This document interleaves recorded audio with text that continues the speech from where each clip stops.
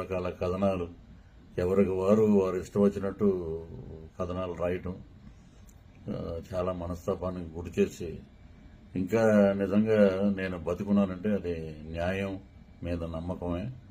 న్యాయస్థానంలో నాకు న్యాయం జరుగుతుందనే నమ్మకంతో ఈ 9 ఏళ్ళు నేను ఎదురు చూశాను. నాకు న్యాయమూర్తి ఆ భగవంతుడు అద్భుతమైన తీర్పునిచ్చి నా మీద ఉన్న కేసుని కొట్టివేయటం జరిగింది. సో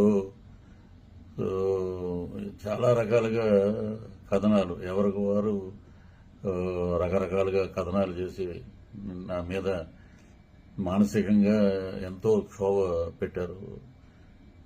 వీరందరూ తెలుసుకోవాల్సిన సత్యం ఏంటంటే, ఏమండి ఎవరికైనా మీకేమన్నా మేమేమన్నా ద్రోహం చేసామా, మీకేమన్నా మీ జోలికి వచ్చామా, లేక మిమ్మల్ని ఏమన్నా ఎప్పుడైనా ఒక పల్లెత్తు మాట మాట్లాడామా?